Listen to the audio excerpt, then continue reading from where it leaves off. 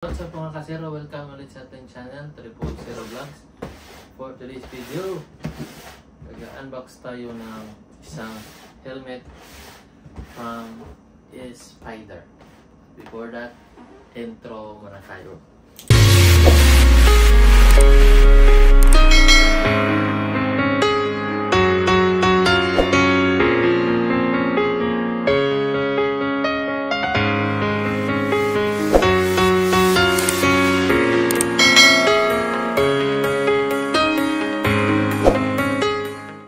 So mga kasero, ito na po yung helmet natin.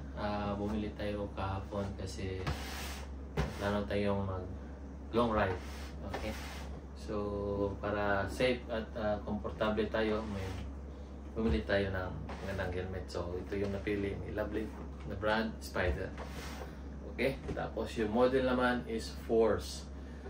So buksan na natin. Okay. So, para makita natin kung ano yung laman.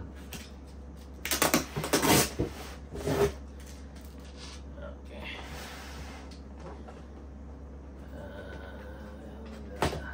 Okay. So, itong helmet na to is a sleek, lightweight shell. So, it is isang modular. Kasama pala siyang jersey kahapon sa pagbili namin.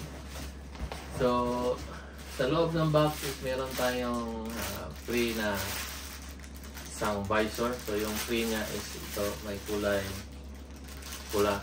So pwede siyang gamitin sa day and night. Tapos yung mismong helmet. So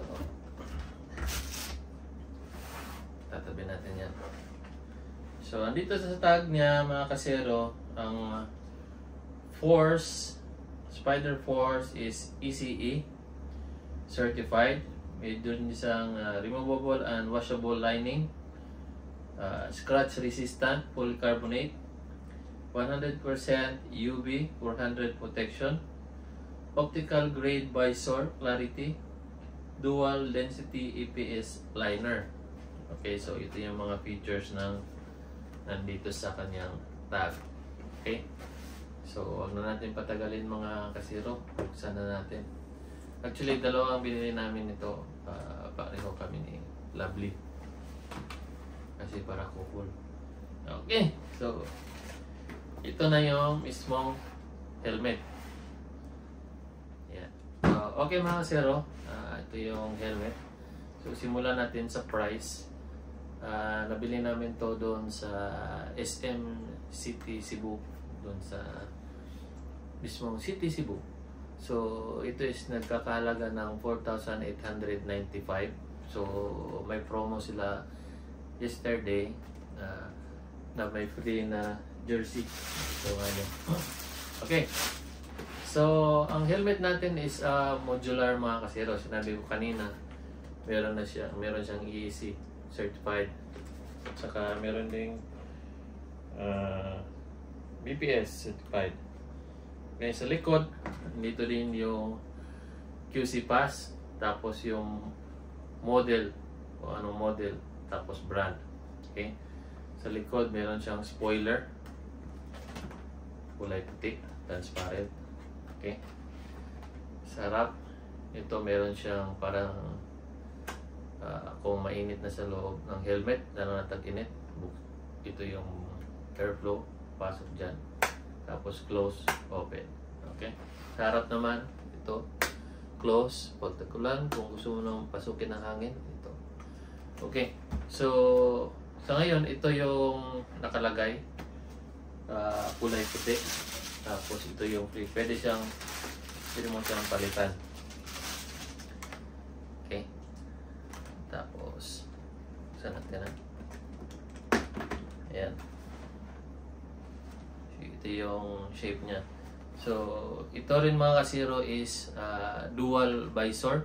So, ito yung control niya sa gilid. So, atras abante lang yan. So, atras, pababa yung visor. Pag abante naman, ataas. So, pwedeng wala ka ng shades kung mainit, bababa mo lang yan. Kung medyo makulimlim naman o gabi, taas mo lang yan. Yan. So, dual purpose. So, ito naman yung lining niya mga kasero. Removable ito lahat. Tapos, quick release yung ano niya. So, pasok lang. Tapos, ito lang hilahin pag ibubukas mo. Okay? So, adjustable siya. Depende sa haba ng ano nyo, chin. Tapos, dito lang i-adjust. Okay? So, pag-angat naman sa anong mga kasero sa kanyang modular dito sa harap, may button dito sa ilalim. Ito. So, press mo lang yan. Pataas. Aangat na lang yan siya. Pusa. Okay. Pero bago i-angat, i-close muna natin to para hindi siya ano. Okay, again. Yan. Makikita mo ito. Yan. Lalabas. Okay. So, ganyan. So, ganyan yung itsura. Okay.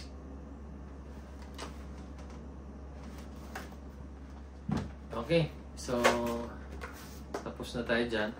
So, sa lining naman mga kasero, comfortable na yan siya. Comfortable. Tapos, kung gusto nyo siyang labhan, removable to lahat. So, gikan dito sa gilid. Ayan. So, matatanggal mo lahat. Ayan. Okay. Snap on yan lahat. Tapos, ito naman, lahin mo lang sa gilid kasi nakabitin. So, papakita ko na lang yan sa next video ko. Okay. Tapos, palit natin yan. Paano magpalit ng itong visor. Okay. So, i-open lang natin siya ng konti. So, nakikita nyo ito mga kasiro. Ayan. Ito. Ayan. So, hilahin nyo lang siya konti palabas. Itong visor. Tapos, may slot dito. Kung nakalabas na ito mga kasiro, ito. Kung nakalabas na siya sa kanyang slot, saka mo ito hilahin. Okay. Try natin ha. Ayan. Hilahin mo lang, palabas. So, ayan, nakalabas na siya mga kasero. Ito yung hilahin naman natin. Okay. Ayan. Okay. So, pagbalik naman mga kasero, kasi may slot dito sa taas, itong pin na to, papasok mo lang siya dyan. Tuon mo lang. Ayan. Okay. Itong pin na to ha, mga kasero, ito. Diin mo lang siya ng ganyan. Tapos yung isa dito, yung pin kanina na hinila mo, pasok mo lang yan siya. At yan. Madali lang mapalit ng visor. Same as sa kabila, ganun din yung system kung paano siya tanggalin. Okay?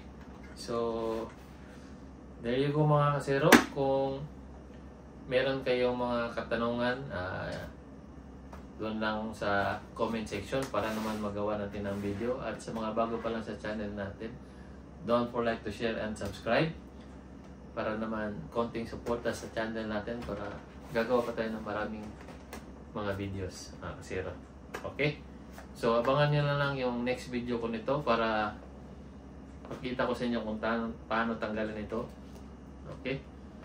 Para kung may plano kayong labhan, pwede nyo labahan. Or di kaya sa tagal ng panahon nagiging ano na siya, pwede ka rin umorder ng bagong lining. So by the way, sabi ng kanina doon sa tindahan, ang mga lining nila is pre-order. So habang mag-order ka sa kanila, dapat sabihin mo kung ano yung model, sizes. Nandito lang yung sizes sa likod para pag-order mo eksaktong-eksakto. Kasi mahirap naman nag-umorder kayo tapos yung size ng helmet niya iba pala. Di ba? So hindi yan magkakasya dito sa ilalim kasi by size po yan. Okay? So once again, thank you mga kasero. Kita-kita ulit tayo sa next video. Bye!